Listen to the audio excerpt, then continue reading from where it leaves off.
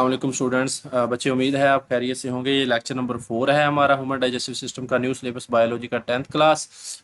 इससे पहले हम इस चैप्टर में ये न्यूट्रिशन है उसके जो मेन स्टेप्स है वो पढ़ चुके हैं। इंसान का डाइजेस्टिव सिस्टम हमने शुरू किया है, एलिमेंट्री कैनाल के बारे में हम पढ़ रहे हैं। उसका जो पहला पार्ट था वो ओरल कैविटी था कि मुंह में किस तरह आपकी खुराक के साथ क्या क्या वाकयात रूनुमा होते हैं। उसके बाद हमने पढ़ा फेरिंग्स और एसोफेगस जिनकी फूड पाइप है वहाँ पे क्या होता है। अब हमने पढ़ना है कि खुराक जब मैदे पे आ गई है तीसरे पार्ट में एलिमेंट्री कैनाल के, तो अब यहाँ पे इसके साथ क्या किया जाएगा। ठीक है, तो मैदा एक लॉन्ग क्वेश्चन और शॉर्ट क्वेश्चन और वेरी इंपॉर्टेंट इसमें एमसीक्यूज भी हैं, वो मैं आपको साथ साथ बताता हूँ। थोड़े कंसेप्चुअल हैं कि किस तरह आपसे पूछे जाएंगे, वो मैं आपको साथ साथ बता देता हूँ। देखिए बच्चे, सबसे पहले जब आपने लिखना शुरू करना तो आपने मार्कर से हेडिंग देनी है। मैदे का लॉन्ग क्वेश्चन आता है अक्सर बोर्ड में, तो आपने सबसे पहले लिखना है साख्त। ठीक है ना, आपने साख्त की हेडिंग बनाकर, ठीक है, आपने लिखनी है मार्कर से और नीचे ये लिखना शुरू कर देना है कि मैदा क्या है जी। एक जे शक्ल का मैदा एब्डोमेन में यानी कि आपके पेट में ऊपरी बाएं जानब डायाफ्राम के नीचे मौजूद है। डायाफ्राम एक स्ट्रक्चर है जो कि आपको सांस लेने में मदद करती है। ठीक है, तो ये हम जब रेस्पिरेटरी सिस्टम वाला चैप्टर पढ़ेंगे तो उसमें इसको देखेंगे। ठीक है, तो जे शक्ल का जो मैदा है ये एब्डोमिनल कैविटी में मौजूद है, आपके पेट के जो ऊपरी बाएं जानब मौजूद है। ठीक है, दिल के नीचे। मैदे का वो हिस्सा जो एसोफेगस के फौरन बाद है उसको हम कार्डिक हिस्सा बोलते हैं, जबकि वो हिस्सा जो स्मॉल इंटेस्टाइन से पहले है उसको हम पाइलोरिक हिस्सा बोलते हैं। देखिए बच्चे, बिल्कुल सिंपल है। ये देखें, ये मैदे का ऊपर वाला हिस्सा है जिसको हम कार्डिक हिस्सा बोलते हैं। ठीक है, और ये जो मैदे का नीचे वाला हिस्सा है एंड वाला उसको हम पाइलोरिक हिस्सा बोलते हैं। कार्डिक हिस्सा इसलिए हम बोलते हैं क्योंकि ये दिल के पास है। ठीक है, तो ये फूड पाइप को यानी कि जो फूड पाइप आ रहा है जिसको हमने एसोफेगस बोला था, और मैदा है जो ये उनको कनेक्ट करता है। ठीक है, और ये जो पाइलोरिक हिस्सा है ये मैदे के एंड वाले हिस्से को, और स्मॉल इंटेस्टाइन जो मैदे के बाद खुराक कहाँ जानी है, छोटी आंत में जानी है, स्मॉल इंटेस्टाइन में जानी है, तो ये उसको कनेक्ट करता है आगे जो आपकी स्मॉल इंटेस्टाइन आएगी। ठीक है, तो ये पाइलोरिक हिस्सा है। एसोफेगस और मैदा के जोड़ पर एक मसल्स का हल्का यानी कि स्फिंक्टर मौजूद होता है जिसे कार्डियक स्फिंक्टर या एसोफेगस का जीरी स्फिंक्टर बोलते हैं। देखें बच्चे, अब स्फिंक्टर किसे बोलते हैं? स्फिंक्टर कोई भी रिंग शेप मसल का होता है। ठीक है ना, एक ऐसी साख्त होती है मसल्स की, रिंग शेप जो रिंग की शक्ल की होती है। ठीक है, तो ये क्या करती है, ये जिस्म की मुख्तलिफ जो साख्तें हैं उनको खोलने में और बंद करने में किरदार अदा करती है। ये यहाँ पे आप देख सकते हैं कि ये एक स्फिंक्टर आपके मैदे के ऊपर वाली जगह पे मौजूद है और एक ये स्फिंक्टर आपके मैदे की नीचे जगह पे मौजूद है। तो इनका फंक्शन क्या है? देखें बच्चे, ये जो कार्डिक हिस्से के पास स्फिंक्टर मौजूद है उसको हम कार्डिक स्फिंक्टर बोलेंगे, और ये जो स्मॉल इंटेस्टाइन के शुरू होने से पहले और मैदे के एंड पे मौजूद है उसको हम पाइलोरिक स्फिंक्टर बोलेंगे।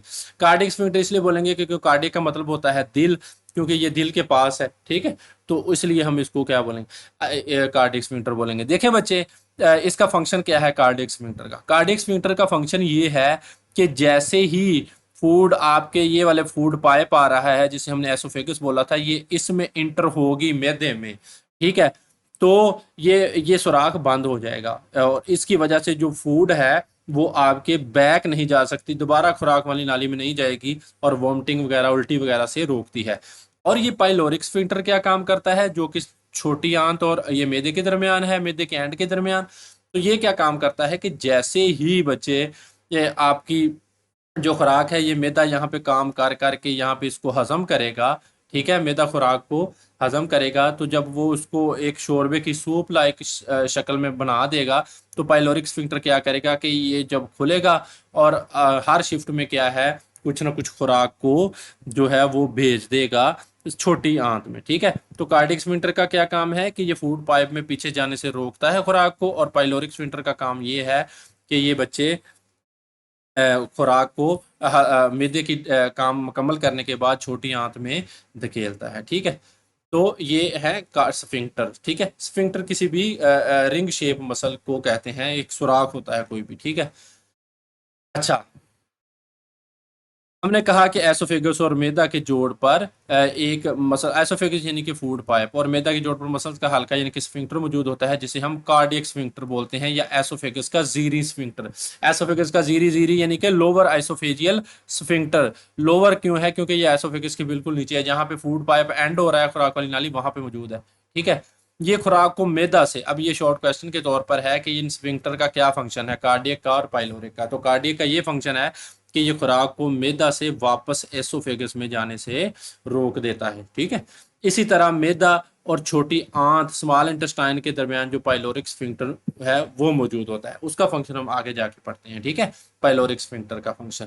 अच्छा, ये आपने साख्त की हेडिंग देनी है बच्चे, तो ये आपने इस तरह ये साख्त लिख देनी है, मार्कर की हेडिंग देनी है और नीचे ये वाली ये साख्त है जिसमें आप बताएंगे कि एक जे शेप का ऑर्गन है यहाँ पे मौजूद होता है और इसमें पाइलोरिक हिस्सा होता है जहाँ पे पाइलोरिक स्फिंक्टर होता है और यहाँ पे कार्डियक हिस्सा होता है जहाँ पे कार्डियक स्फिंक्टर होता है। उसके बाद आपने दूसरी हेडिंग देनी है मैदे का फेल, मैदे का फंक्शन, ठीक है, मैदे का फंक्शन क्या है, तो ये आपने हेडिंग देना शुरू करनी है, ठीक है। फिर मार्कर से आपने हेडिंग दे के ये दोबारा ये लिखना शुरू कर देना है कि मैदा खुराक की मैकेनिकल और जुज़वी केमिकल डाइजेशन का जिम्मेदार होता है, ठीक है। यानी कि मैकेनिकल वो होगी कि जिसमें मैदे की जो दीवारें हैं, मैदे के जो मैकेनिकल पार्ट्स हैं, फिजिकल पार्ट्स हैं, वो काम करेंगे, ठीक है। और केमिकल डाइजेशन वो होगी जिसमें HCl वगैरह या कोई भी केमिकल्स हैं, म्यूकस वगैरह हैं, वो आएंगे, ठीक है। तो ये है केमिकल और मैकेनिकल डाइजेशन, ये दोनों तरह की डाइजेशन है। ये खुराक को जखीरा भी करता है मैदा, ठीक है। मैदे की दीवारें मोटे स्मूथ मसल से बनी होती हैं। देखें बच्चे, हमारे जिस्म में 3 तरह के मेन मसल्स हैं, एक कार्डियक मसल्स हैं दिल वाले, एक स्केलेटल मसल हैं जो पट्ठों में मौजूद होते हैं, और तीसरे क्या हैं, स्मूथ मसल्स हैं जो कि बच्चे हमारे ये ऑर्गन्स वगैरह में मौजूद होते हैं, मैदा वगैरह और आंतें वगैरह, ठीक है। मैदे की दीवारें क्या हैं, मोटे स्मूथ मसल से मिलकर बनी होती हैं।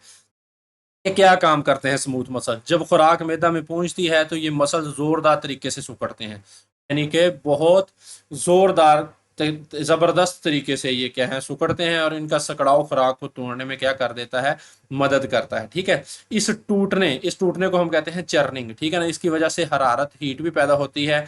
इस हरारत का क्या फंक्शन है कि ये हरारत लिपिड्स को पिघलाने में मदद करती है। देखें बच्चे, जो लिपिड्स हम खाते हैं, हम क्या खाते हैं, घी वगैरह खाते हैं, ठीक है ना, मक्खन वगैरह और चकनाइयाँ वगैरह जो भी हम खाते हैं, और उनको पिघलाने में, उसको मेल्ट करने में, उनको मेल्ट करने में जो मदद करती हैं चीज़ें, वो क्या है, वो ये हरारत मदद करती है, जो कार्डियक मसल क्या है जब सिकुड़ते हैं।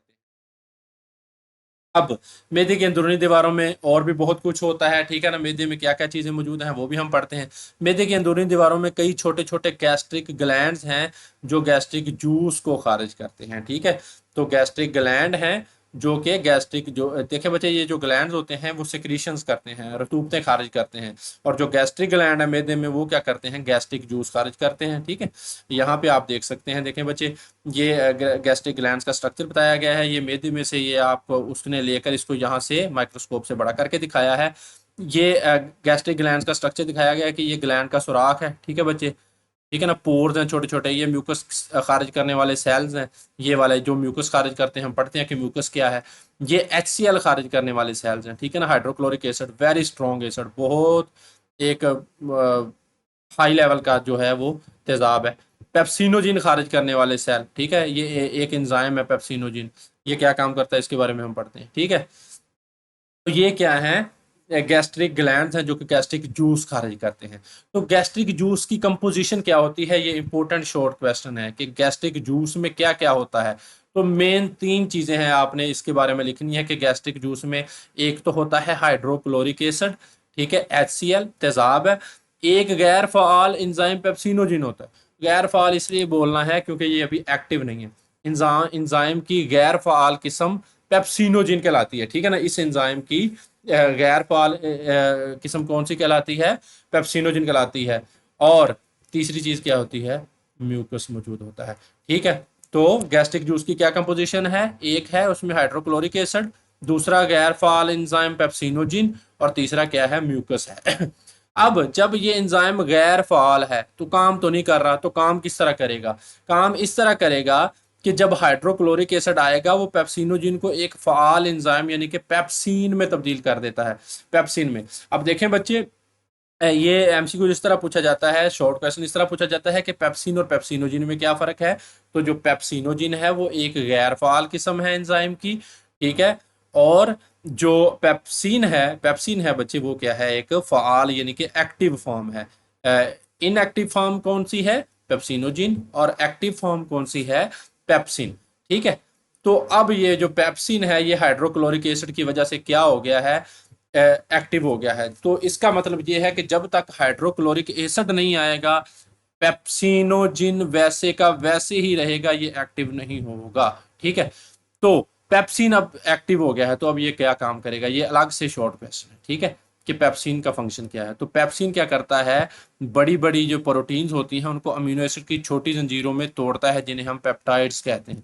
देखें बच्चे, आप जो भी चीज़ें खाते हैं, कार्बोहाइड्रेट्स होते हैं, ठीक है, लिपिड्स होते हैं जो कि फैटी एसिड से मिलकर बने होते हैं, प्रोटीन्स होती हैं जो कि अमाइनो एसिड से मिलकर बनी होती हैं। ठीक है, यानी कि अगर एक बहुत बड़ी बिल्डिंग हो, प्रोटीन को आप एक बिल्डिंग कहें, तो जो उसकी ईंटें होंगी वो अमीनो एसिड होंगे। तो आपने प्रोटीन खाई है, दालें खाई हैं, उसमें प्रोटीन है, गोश्त खाया है, उसमें प्रोटीन है।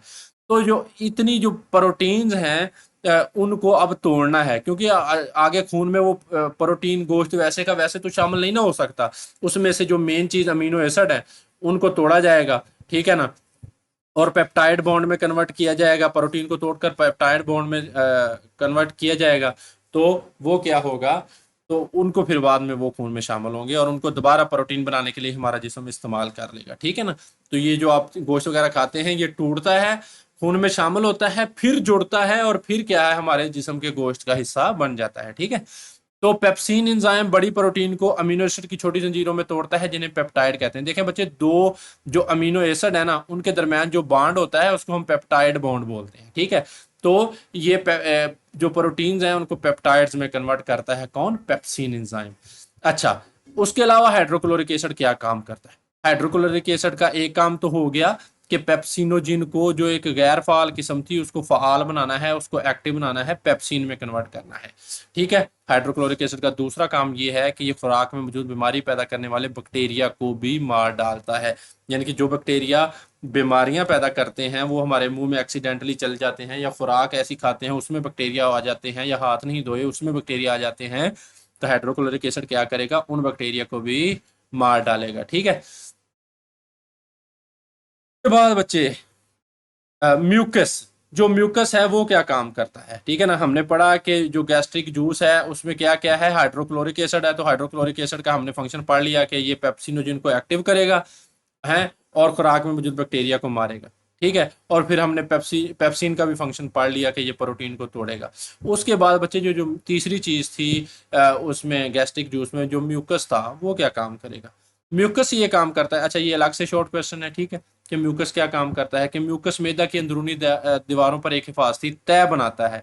यहाँ ये HCl को गैर मौसर रखता है, इसलिए पेप्सिनोजिन यहाँ फाल नहीं हो सकता और दीवारें टूट फूट से महफूज रखती हैं। देखें बच्चे, हमने कहा है कि ये जो मैदा का हाइड्रोक्लोरिक एसिड है ये इतना ताकतवर है कि ये धात को भी हल कर सकता है, डिजोल्व कर सकता है, उसको भी तोड़ सकता है, यानी कि लोहे को।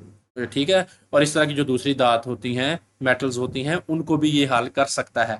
तो फिर क्या वजह है कि ये मैदे को नुकसान नहीं पहुंचाता, तो इसकी वजह यही है कि हमारा जो मैदा है वो म्यूकस की मोटी तह की वजह से महफूज रहता है। तो ये जो म्यूकस है ये अंदरूनी दीवारों पर क्या करता है, मैदा की अंदरूनी दीवारों पर एक हिफाजती तय बना देता है। जब ये तय बनाएगा तो यहाँ HCl को गैर मौसल मौसर रखता है। ठीक है ना, इसलिए पेप्सिनोजिन यहाँ फाल नहीं होता। पेप्सिनोजन इनएक्टिव फॉर्म है, ये फाल तब होनी है जब HCl आएगा। अब HCl तो आ नहीं रहा, किसकी वजह से, क्योंकि म्यूकस ने मोटी तय बना दी है। म्यूकस ने मोटी तय बना दी है तो HCl क्या है, गैर मौसर हो गया है, न्यूट्रलाइज हो गया है। ठीक है ना, तो इस वजह से पेप्सिनोजिन यहाँ पे फाल नहीं होगा और वो मैदे की दीवारों को तोड़े फोड़ेगा नहीं, जो कि प्रोटीन को तोड़ता है। पेप्सिनोजिन पेप्सिन में कन्वर्ट होके वो मैदे की दीवारों को नहीं तोड़ सकेगा। इस वजह से क्या है, ये म्यूकस की ये तय उसे अपने ही तेजाब से बचाती है। ठीक है, खुराक मैदा में अमूमन, अच्छा ये सवाल इस तरह आता है कि जो म्यूकस है वो मैदा की, सॉरी, जो HCl है वो आपके मैदा की अंदरूनी दीवारों को नुकसान क्यों नहीं पहुंचा सकता, तो वो इसलिए नहीं पहुंचा सकता क्योंकि म्यूकस की एक तह बन जाती है जिसकी वजह से HCl है वो गैर मौसर हो जाता है और पेप्सिनोजिन यहाँ पे फाल नहीं होता और मैदे की दीवारें टूट फूट से महफूज रहती हैं। अच्छा, खुराक मैदा में अमूमन 3 से 4 घंटे रहती है, ये टाइप पे डिपेंड करता है। جو آپ خوراک کھائیں گے یہ اس پہ ڈپینڈ کرتا ہے. اگر آپ نے سمپل سی فوڈ کھائی ہے تو ہو سکتا ہے وہ 1-2 گھنٹے میں بھی ہضم ہو جائے. اگر آپ نے بیف کھایا ہے، مٹن کھایا ہے، یا آپ نے وہ پروٹین والی خوراک کھائی ہے یا لپڈز والی کھائی ہے تو وہ زیادہ دیر بھی رہ سکتی ہے. ٹھیک ہے. یہاں ہونے والے اعمال کی وجہ سے خوراک ایک شوربے جیسا مکسچر یعنی کہ سوپ لائک مکسچر میں کنورٹ ہو جاتی ہے، جسے ہم قائم کہتے ہیں. Very important short question. دیکھیں بچے، یہ شارٹ کویسچن اس طرح آتا ہے. میں نے پچھلے لیکچرز میں بتایا تھا کہ بولس اور قائم میں کیا فرق ہے. پیچھے جائیں گے اگر آپ، تو یہ جو اورل کیوٹی والا جو ہے وہ پہلا پارٹ ہے ڈائجسٹو سسٹم کا. تو یہاں پہ میں نے آپ کو بتایا تھا کہ بولس کس کو کہتے ہیں کہ جسمانی فزیکل اور جزوی کیمیکل ڈائجیشن کے بعد اورل کیوٹی میں خوراک کا مجموعہ بولس کہلاتا ہے. ٹھیک ہے نا. یہ جو بولس کے بارے میں ہم نے بڑا پڑھا ہے. ٹھیک ہے. یہ والا بولس ہے. بولس یہاں پہ آپ دیکھ سکتے ہیں، یہ جو نوالا ہے خوراک کا جس کی پارشل کیمیکل ڈائجیشن ہو گئی ہے اور فزیکل ڈائجیشن ہو گئی ہے، اس کو ہم نے بولس بولا تھا. یہی نوالا میدے میں آیا بچے. میدے میں آنے کے بعد اس کو میدے نے شوربے کی شکل میں بدل دیا. تو اب ہم اس کو کیا بولیں گے؟ اب ہم اس کو قائم بولیں گے. تو بولس اور قائم میں یہ فرق ہے. ٹھیک ہے. قائم کے بہاؤ کو اب ہم اس کو فوڈ نہیں بولیں گے، اس کو ہم بولس نہیں بولیں گے. اب ہم اس کو کیا بولیں گے؟ قائم بولیں گے. کیا بولیں گے؟ قائم بولیں گے. کیونکہ اب اس نے جانا ہے، میدے کا کام یہاں پہ ختم ہوتا ہے بچے. اب اس نے جانا ہے اسمال انٹسٹائن میں یعنی کہ چھوٹی آنت میں. ٹھیک ہے. سب سے پہلے آپ کا منہ ہے ڈائجسٹو سسٹم میں، اس کے بعد فوڈ، ٹھیک ہے نا، آئسوفیگس ہے، جہاں پہ فیرنکس ہے. ٹھیک ہے نا، گلا ہے آپ کا جو. تو اس کے بعد اسمال انٹسٹائن، اس کے بعد آپ کا سوری فوڈ پائپ ہے. اس کے بعد آپ کا میدا ہے، اور اس کے بعد آپ کا کیا ہے؟ اسمال انٹسٹائن ہے. اس کے بعد خوراک جذب ہو جائے گی خون میں، جو بچ جائے گی وہ لارج انٹسٹائن میں، اور باقی جو بیکار ہوگی وہ جسم سے باہر. ٹھیک ہے. تو یہ یہاں پہ آپ دیکھ سکتے ہیں کہ قائم کے بارے میں بتا دیا. ٹھیک ہے نا. اور قائم کے بہاؤ کو پائلورک سفنکٹر کنٹرول کرتا ہے. ٹھیک ہے نا. تو کارڈیک سفنکٹر کا یہ والا جو حصہ تھا، اس کا ہم نے فنکشن پیچھے پڑھا بیٹے.